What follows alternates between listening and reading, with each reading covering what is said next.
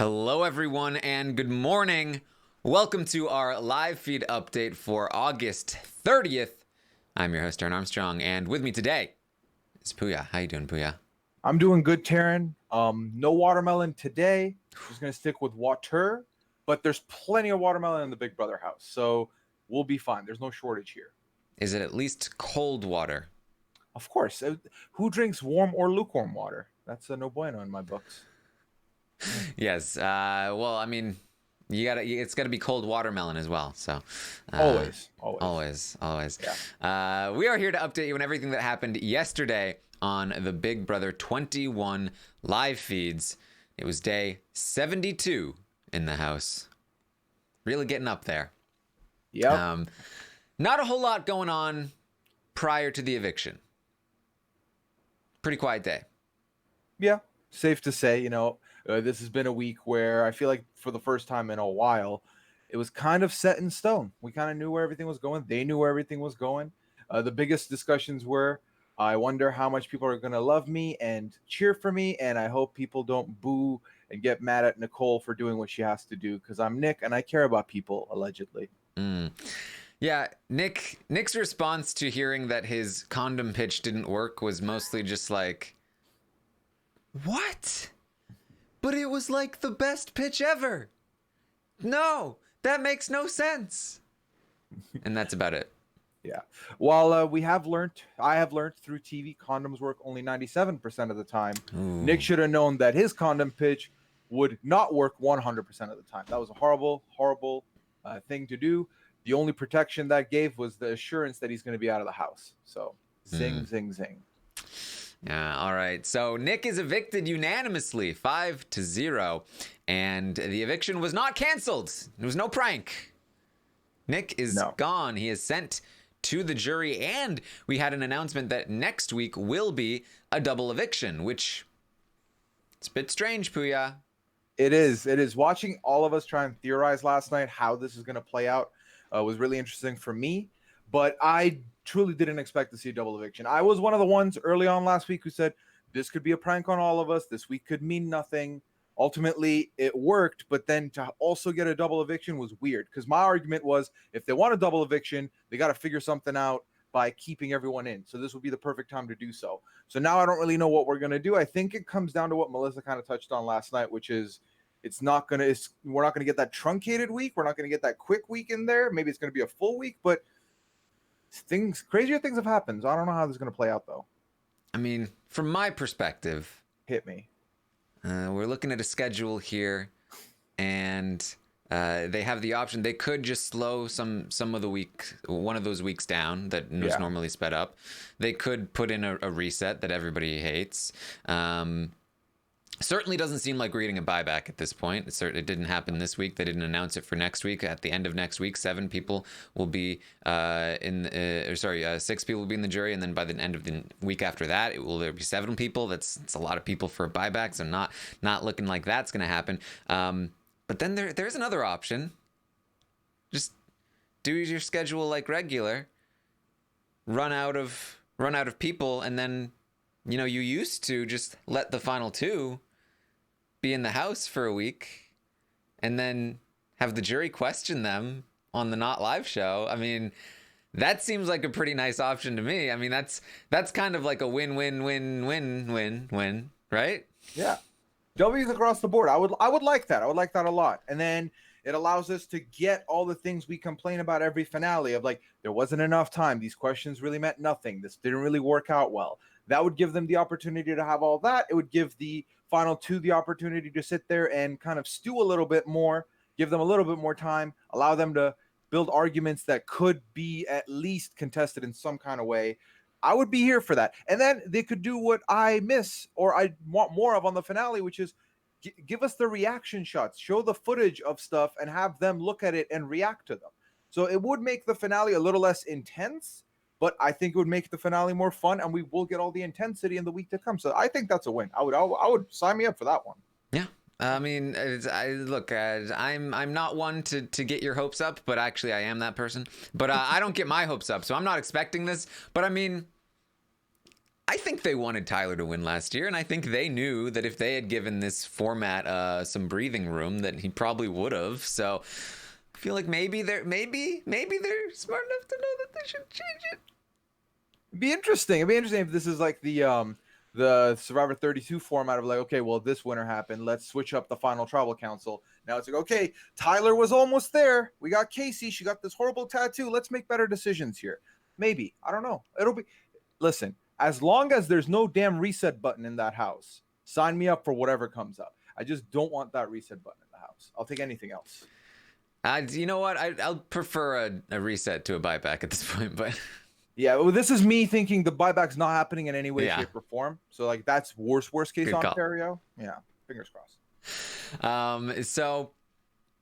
So Nick ends up being evicted here by a 5-1 vote, or sorry, 5-0 vote.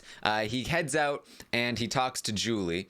His exit interview with Julie on the show was kind of whatever, but the extended interview, he talked a lot about his jury preferences. Very important stuff here. He says he's rooting for Nicole.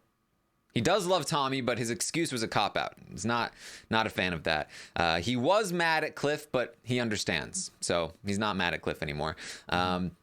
He does hope that Jackson or Holly win the game. So it's looking like Nicole, Jackson, or Holly. Those are definitely getting his votes. But then probably Cliff above Tommy, Christy, or Jess. He says in particular about Christy that he does not like her and anything that she does, and that he is going to go to the jury house and make sure that Christy is 0 for 3 with him, Sis, and Jack. He wants to make sure that she does not have those 3 jury votes. He is very anti-Christy, it seems. Yeah. Given that we got a full week of how his powers of persuasion are, I don't really think that he's going to be capable of making it an 0 for 3. It's going to be a 1 and 2. He's going to be the only one that believes his own nonsense. But at the same time, this is kind of like the kind of energy that you come into the jury hating someone. It could play out. It could work out. What does interest me in all of this is that I think more and more what I really want to see is a Holly Jackson final 2. I think that is a very interesting one coming up here. I think right now, if I'm looking at the jury makeup, it's a 2 and 2 for those two. So if that plays out and it looks like it could, I'd be very intrigued with that. Yeah. Well, I mean, I think something to remember is that Jack went to the jury house really not fond of Christy. Remember, he was wanting to turn on Christy at the time because that whole blow up happened and he blamed Christy for it. He went to the jury house blaming Christy. Sis also didn't like Christy, but then because she spent so much more time in the house with her, eventually came back around on her. So I would imagine that between Jack and Sis, there's already a bit of like, do we like Christy? Do we not like Christy? I think if Nick comes into the jury house very anti-Christy, it definitely could help tip the scales if they haven't already been tipped in this already anti-Christy environment. And that's bad for Christy. I said last night on Twitter too that like Christy's biggest and best move in the game is going to be explained by Sis, and they talked about this on the podcast last night, but like Sis explaining your game, not a great thing for you. Now Nick is the next person to come in and he's like, yeah, she sucks, I hate her, we should not vote for her. I actually do feel like this is not looking great for Christy at the moment.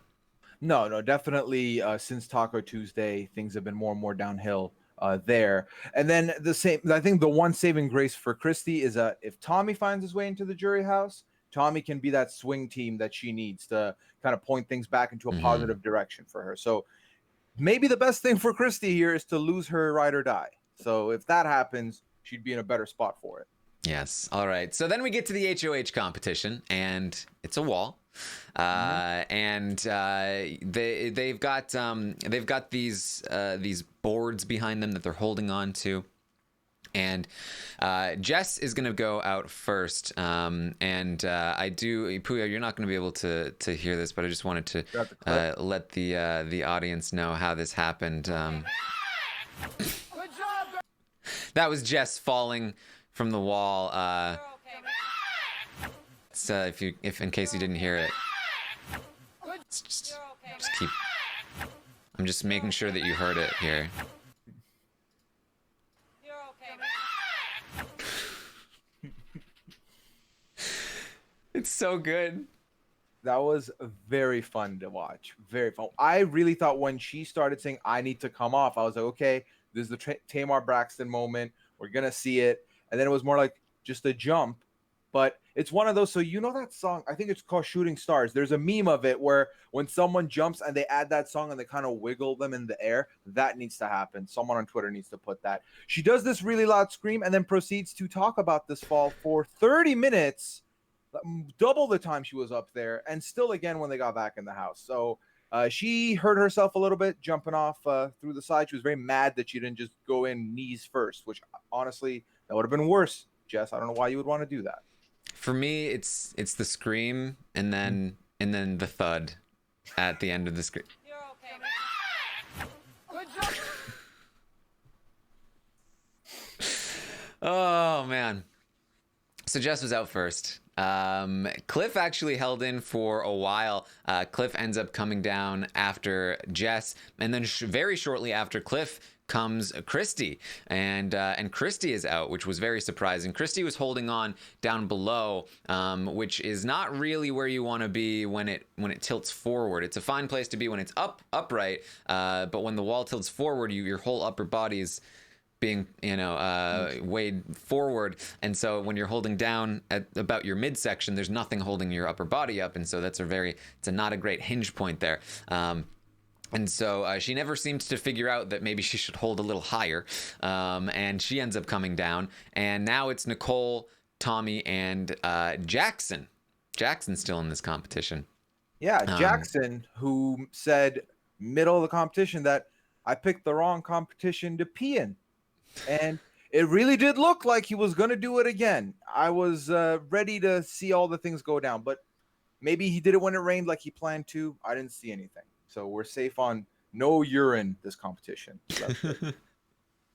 Yes. So Jackson, who is a very tall, very heavy guy, typically this kind of person is not going to win this kind of HOH, but he actually was able to get in a pretty solid position. He had his arms up behind him like this, which you can't see if you're listening, but they were right behind his head, and he was able to lock himself in place pretty well there. Tommy, being shorter, actually had a harder time because his arms were much higher up when he was trying to grab behind him, and then Nicole was kind of holding on, one arm on up and one arm on the side. Nicole was really solid for a while as well.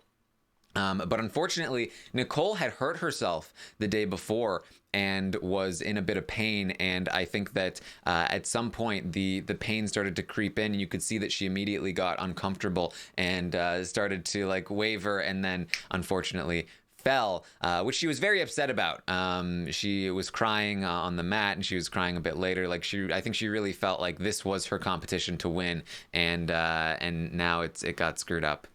Yeah, and I really thought it was hers to win as well, because like you said, the composure Nicole had throughout this whole thing. 3 people fell, and Nicole was in the same position, eyes closed, just letting the competition go through, no movement, no anything.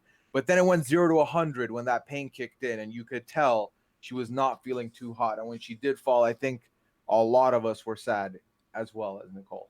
I really did think this was hers. Honestly, I thought it was coming in. I was like, it's Nicole or it's Tommy. And then after I saw how Nicole was doing, it's Nicole. It's like, it's done. We're getting last person getting an HOH. But sadly, this wasn't it. Yes. So now it's down to Jackson and Tommy. It did seem like Tommy was trying to talk to Jackson at a couple of points, but no real deal made here, I believe. And like I said, Tommy was in a much worse position being shorter, which is not usually how this competition goes. But Jackson was much more solid. You could see that Tommy was struggling, and then Tommy eventually does fall, meaning that Jackson is our new HOH. Now, something to note here, the difference between Cliff and Jackson was only about 14 minutes. So wasn't major here, but obviously very impressive win from Jackson. It's never happened before, but so when we try to like go to explain this, I think that one thing here is that this particular wall was actually it did actually benefit you to be a little bit taller because you could be in a much better position. And then also, I think it's down to like competition. Who is he competing against? Nicole, who normally would have done pretty well, was hurt. Tommy just couldn't get a good position. I guess he was just not that great at this. Christy really messed it up. And then Cliff and Jess were always going to have some trouble with this as well. So, Jackson, he lasts about 50 minutes or so, which is kind of a short amount of time to win this competition, but ultimately you can't take it away from him. Jackson winning a wall comp is pretty crazy, and it is the 4th competition in a row that he has won. That he has in the last 4 competitions he's played in, he has won every single one of them. So very, very impressive stuff. Very impressive. I mean, since the blow up, since day 44, every comp he's been in, he's won. That's pretty incredible. The wall being one of them is pretty incredible. I do think that it was this particular wall, the way the wooden planks were set up, made it hard for someone of a smaller stature. I think because I didn't see anyone try and do the James strategy of kind of squatting and holding, which usually lowers your center of gravity, makes it easier to stay up. But the handles weren't like parallel to each other. It wouldn't have been like the last one was the sideways one, so you couldn't really hold on to that the same way. So I think that was a factor here too. But I'm not going to take anything away from Jackson. He really did win a wall comp as a big guy. We haven't seen that yet, and this is something you had talked about. If it was the swinging one where they're hanging, Jackson could do better in that one. Not a wall one. Here he is winning the wall HOH, so good on him. There you go. And so I think what happened here was that there's a little like peg that goes in between their legs when they're standing on the wall. So if they had tried to squat, that would have been in the way. So they weren't able to do that. Yeah. So there you go. Jackson winning a wall comp. He is the new HOH, and having won the last 5 of 6 competitions that he's played in, if you include the field trip competition that he won. Obviously, he lost OTEV in between there, but still very, very impressive stuff from Jackson. So Jackson's the HOH. He talks to Holly. Now we talked about this. He mentioned many times he wanted to throw this competition. Not only was he one of the least likely to win this competition based on his build, but he also really wanted to throw it. So he talked to Holly about I did want to throw it, but I didn't want to leave. I didn't want to have Tommy target Cliff and Nicole. I didn't want, and this is what we had talked about the night before, where they were so confident that Jackson wanted to throw the F out of the competition. And then they were like, but we feel bad that we're leaving Cliff and Nicole out to dry, like they're going to be targeted. We feel bad about it, but we got to look out after ourselves. And ultimately here, part of this at least comes down to they felt bad for Cliff and Nicole, so they decided they didn't want to let Tommy win the HOH, which saves their lives because Tommy would have targeted them. Yeah. The martyr syndrome with Jackson is something we've seen throughout this season, and last night was no different. I did kind of feel like, you're there, you're about to win. Is his ego gonna be? Can he put his ego aside and drop and throw it? I don't know, but it does come down to the fact that he didn't want to do that. He's standing there looking at Nicole in tears and thinking, do I really want her to go away? No. So I'm going to win this for them. I'm going to do it for them. Like parents say they do things for their kids. I'm going to do it for Nicole, and I'm going to do it for Cliff. But saving themselves in the process, not knowing yet. They'll probably find out later on down the line, especially once this double eviction rolls around. They'll maybe notice what's going on, really. But it works out for them through their dumb actions. So Jackson is going to talk to Cliff pretty briefly. He says, I didn't want to let Tommy target you, so on and so forth. He talks to Christy, and she's in the shower, and he says to Christy, so you're going up as a pawn. Jess is my target, and I hope you know that you're going to be safe, but you do need to go up as a pawn. But don't worry, Jess is the target. And Christy's just in the shower, just giving him looks of absolute disgust, Why? No. What? Yeah, my favorite part of the Sunday episode is going to be her being like, "Well, I thought I paid the invoice. I was on the block. I did this for you guys." And Jackson be like, "Listen, I wasn't the prankster. You were on the block on Holly's reign, but you still owe us one. That one invoice you got to pay is still coming up, and you got to do it. But don't worry, Jessica is my target. Jessica is my Jess target. is his target. So that's what he says to Christy. Then he goes to Cliff, and he confirms the story. He tells Cliff, my plan, Christy and Jess on the block with Jess as my target. Now, there's a lot of talk on the internet about how dumb Jackson is for targeting Jess. I talked about this on Twitch last night. I've talked about it a little bit on Twitter. Let's get this very clear first. Jackson's reasons for targeting Jess are dumb. He believes Christy and Tommy will not come for him. He thinks that he is good with them. That's why he wants to target Jess. He thinks that by targeting Jess, he's leaving Tommy and Christy to target Cliff and Nicole to target Tommy and Christy. That's why he's targeting Jess. That's dumb. That's not true. If he knew that Christy was targeting him, he would target Christy. If he knew that Tommy was targeting him, he would put both Tommy and Christy on the block. Guarantee it.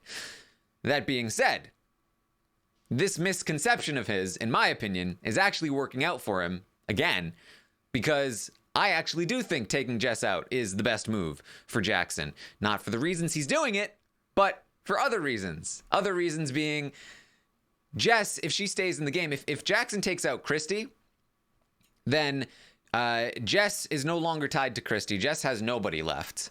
And that means that Cliff and Nicole can be like, hey, Jess, come here. Get over here. And now the final, you get to the final five, or you get to the final six, and it's Jackson, Holly, Tommy, Cliff, Nicole, and Jess. And Cliff, Nicole, and Jess are in a much better position if they're looking at things rationally and they're thinking about their best move moving forward. It's targeting Jackson and Holly, right? Like, they're the last couple left. You take out Jackson and Holly, and you have the numbers to do it. It's 3 versus 2, and Jackson can't even compete in the next HOH. So you take out Jackson or Holly, and now now your odds are looking real nice. Yeah, this is a theory. This is a point I've seen you discuss overnight. I do think you're not wrong.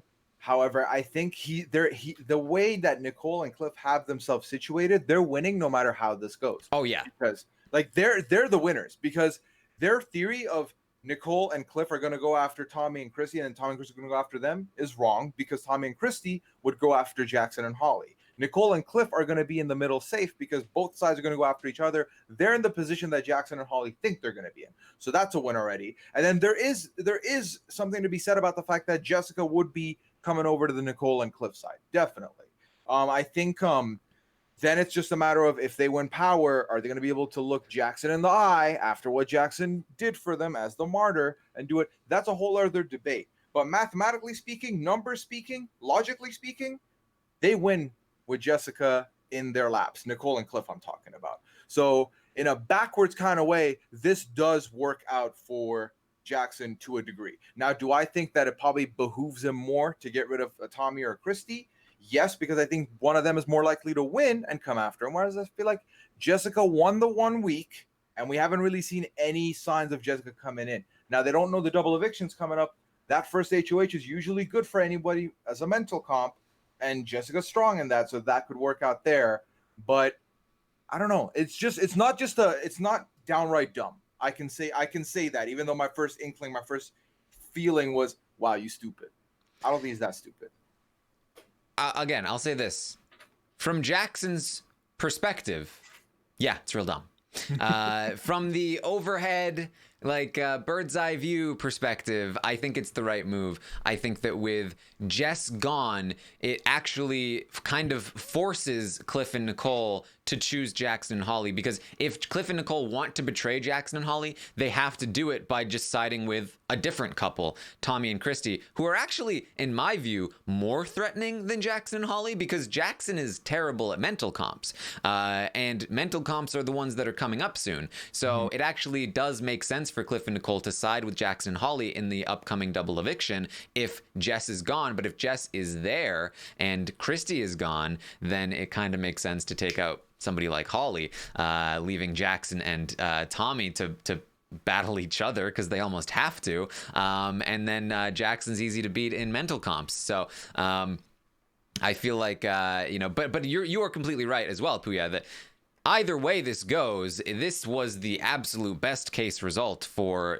Cliff and Nicole. I didn't even think this was possible when I was talking about the Stockwatch decisions earlier in the day. I was like, well, best case for them would be like a Jackson win, taking out somebody like Christy or Tommy or even Jess. But that's not going to happen. It's a wall. It's an endurance. So the Cliff and Nicole shares should be doing well this week, regardless of the outcome, as long as they are safe here. Which they should be. Jackson is going to continue to talk with Cliff. Cliff says he's fine with Jess and Christy on the block. He asks about Tommy. Jackson says, I don't want to put Tommy in danger. If Tommy goes, we're screwed as men. Men. That's another reason why Jackson wants Jess gone. She's targeting the males. Watch out for that. Yeah, and he's given his word to Tommy that he wouldn't do it. And as we've learned throughout this season, the theme of this season is, I'm a man of my word. I'm a woman of my word. I keep my word. So once you say that, it's kind of hard to break it in this house, it seems. Cliff just offers some advice on how to handle things. He's being very supportive throughout the whole process. Jackson talks with Holly again. He fills her in on the plan. Holly wonders if Christy is the better target. She's worried about putting Christy up as a pawn, thinking that if they do that, then maybe she'll feel like she's already lived up to her end of the bargain by the time next week comes along. Newsflash, she felt like she lived up to her end of the bargain the second you told her that you were going to put her up as a pawn. And she's been targeting you ever since.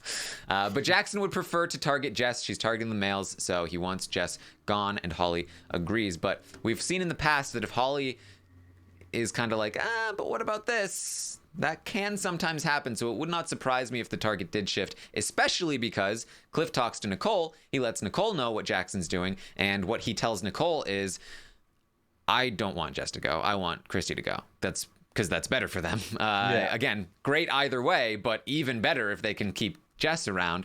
But he says, for now, we need to stay supportive. We're on their team. They're worried that Jackson and Holly have some kind of other Final Four deal with Christy and Tommy. And so if they start pushing hard, then they might push Jackson and Holly away toward Tommy and Christy. So they need to be very careful about how they talk to Tommy, or how they talk to Jackson and Holly. Cliff's ultimate logic is that, like, as long as we are, supportive and whatnot, then they should choose us over Tommy and Christy, even if they do have a Final Four deal with them, because we're quote unquote easier to beat, which is good for us.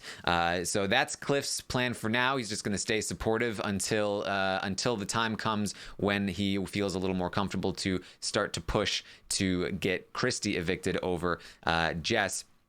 And so, again, it would not surprise me if this targeting shifted a little bit, but we'll have to wait and see on that one.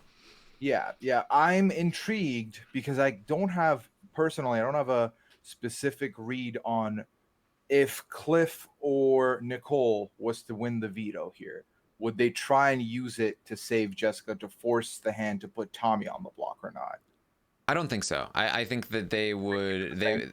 they would not use the veto, but they might be like maybe it would give them a better position to be like, hey, maybe Christie is the bigger target. But I don't think that they would take Jess off the block like that. Yeah. And nor do I think it's worth it for them to do that, because that Especially would just if they're getting rid of Christie. yeah, that would piss Tommy and that would piss Jackson and Holly off for no reason. Again, they're winning coming out of this week, even if Jess goes. Right, exactly. They're fine. So no reason to rock the boat here.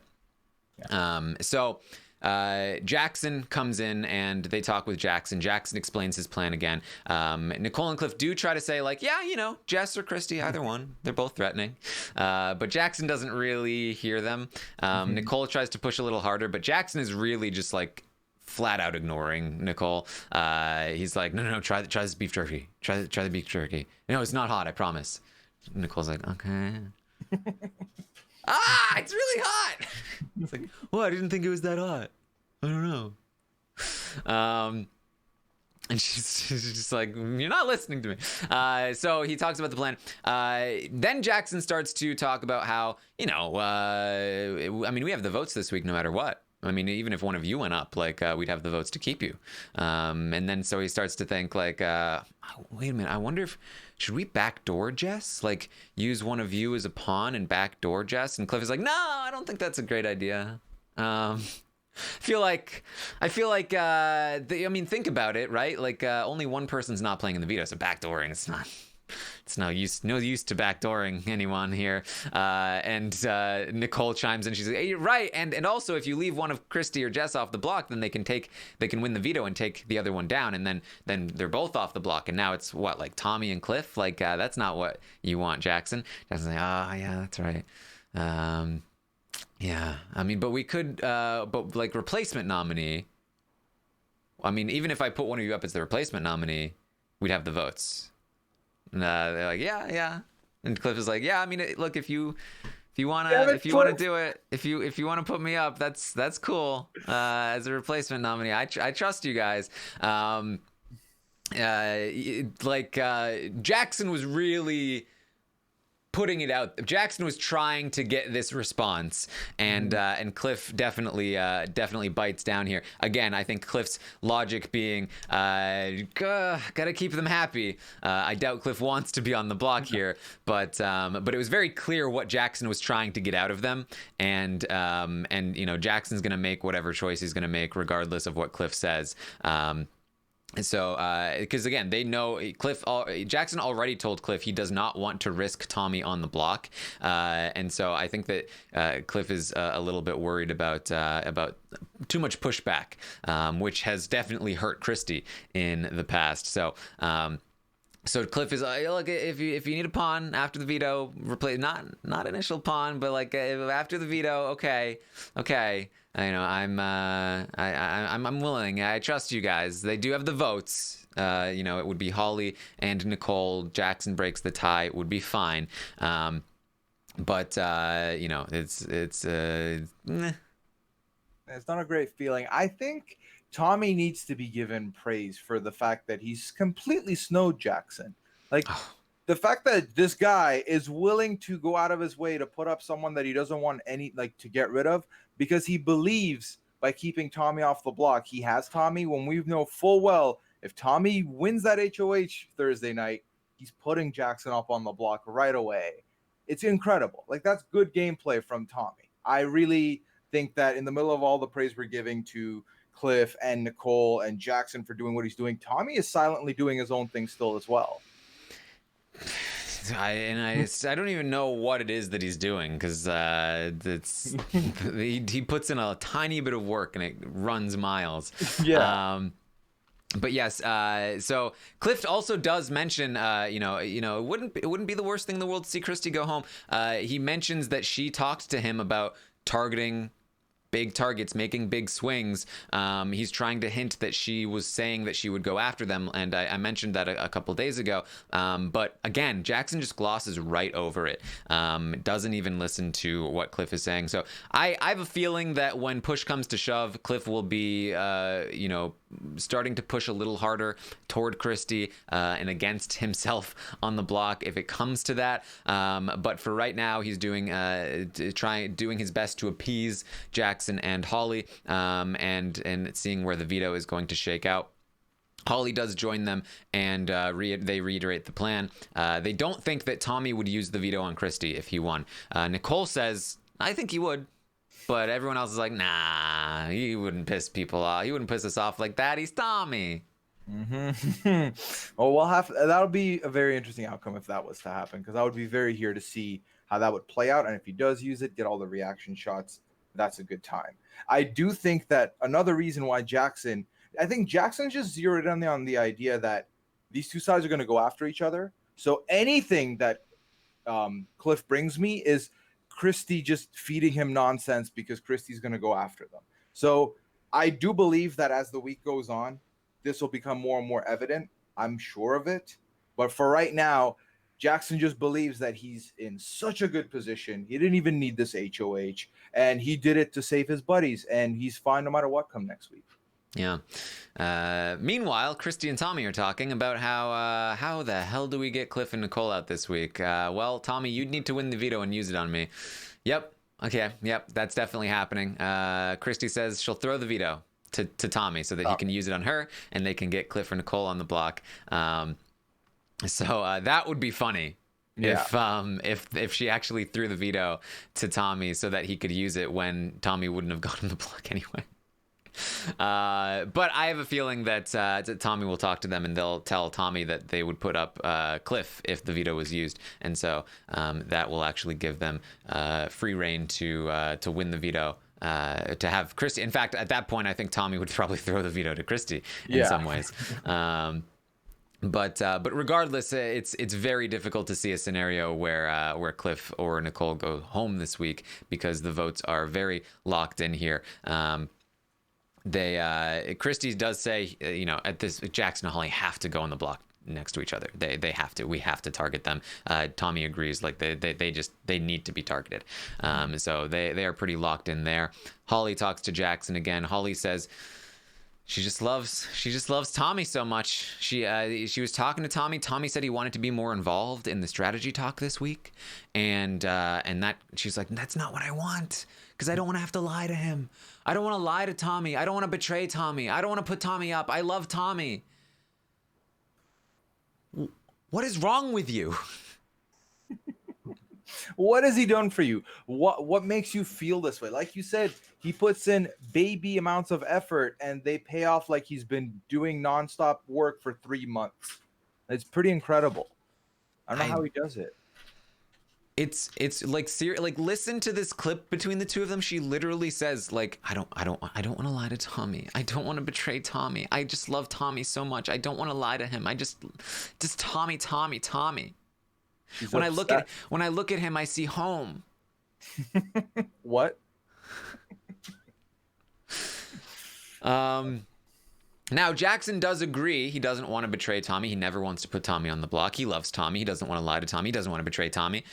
But they shook Cliff and Nicole's hands. They did not shake Tommy and Christie's hands.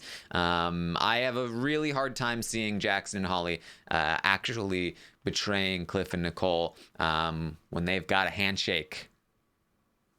Yeah. So we'll see. A firm handshake. That's all Jackson really needs. Yeah. That's all you need to know. So it's looking like Christie and Jess nominations. The veto will be somewhat important in terms of will it keep the nominations the same, or will somebody end up going on the block as a pawn? Will that person be Cliff, or will it be Tommy? Either way, it's probably the other person on the block that will end up going home, either Jess or Christie. Most vetoes at this point in the game tend to be pretty physical, so I would give odds to Jess probably not winning them, especially Cliff is predicting BB Comics. I think that's probably my best prediction as well. I think BB Comics happened around the same time last year, and they certainly love their BB Comics. So that I do think Jess might actually have. That might be one of Jess's better veto competitions if she wants to win, just because there's so much puzzle element. But it has gotten more and more physical over the years, so we'll have to see about that. But overall, we're looking at very likely it's either Jess or Christy leaving. Very hard to see that changing this week. And the intrigue could be if they both stay on the block, can the target change from Jess to Christy? Yeah, I think that's where we'd be making the most bank on entertainment, is if the target starts to either move this way or that way. The other competition that we haven't seen that could benefit a Jessica is the hide and go veto, because you simply hide your veto and then you just proceed to destroy the house. So there's a lot less movement there. All you need is a good hiding spot, or you need a good strategy of continuing to move it around, and you're in a good spot there. So that's another one that could benefit her, although I don't know if we're going to see that at this point. It is true. Theoretically, that would be good for Jess. However, hide and go veto, I've always felt, is easily gameable with a big enough group, and finally it's coming together that way. Last night, Cliff, Nicole, Jackson, and Holly talked about like how it could be hide and go veto, and because it could be that, they want to get together at some point today and discuss where they're going to hide their veto, so that they know where they're all hidden. So if Nicole is playing in the veto, if Cliff is playing in the veto, if all four of them are playing in the veto, then it will be 4 against 2, and those 4 will know where theirs are hidden, and so they won't find those vetoes, and it will be much easier for them to gang up on the other 2. That's true. That's true. I guess this is kind of why we don't see the stay fold veto anymore. Yes. Once it gets a little broken, you can't really use it. The fun thing here, which obviously won't happen because this isn't the Genius, but it would be fun if you find someone's and you swap it out with yours. Like if, let's say, Jessica finds Cliff's and just swaps it out with her own, and then they find Cliff somewhere else. That would be fun. But again, that takes like 4D level chess, and we're playing 2D chess here. So none of that's going to go down. Well, also, like if you found it, it will prevent the one person who put theirs there from finding it, because they'll think it's theirs, but there's still another 4 people. That's true. This is on the level that she knows all 4 of them are gaming this. So there's a lot that has to go on for this fantasy of mine to come true. So it won't happen. But it was nice in the moment, and I wanted to live it out with you guys a little bit. All right. Well, there you go. Anything else you wanted to bring up here, Puya? Nothing worth noting, but I will note them. So the music for this week, they're like, Jackson, what do you think you're going to? He's like, I think I'm going to get aggressive rap. So they gave him Migos. He has Migos. He's got ad-libs this week. That's what he's going to be getting. That's going on. The other thing is, I asked last night on Twitter, how many watermelons do you think Jackson's going to get? Jackson got hella watermelons, to the point where they hid 2 watermelons in his bed that he found at night when he took the pillows out to go to bed. Under his pillows. Under his pillows. It's like, what kind of hotel service? Hotels put a little bit of chocolate, not Big Brother. Big Brother gives you a whole damn watermelon under your pillow. That's nice. There you go. Yeah. All right, so that's what we've got for you this morning. Thanks for joining us. I will be back tomorrow morning at 11 a.m. Eastern to update you on everything that happens today on the Big Brother 21 live feeds. And then, of course, Sunday, we will be live to recap the Sunday night episode of the show. You can find me on Twitch, twitch.tv/Taran Armstrong. You can find Puya at Puyaism. I think that's what we got for you. So, just watch out for falling, and we'll see you next time.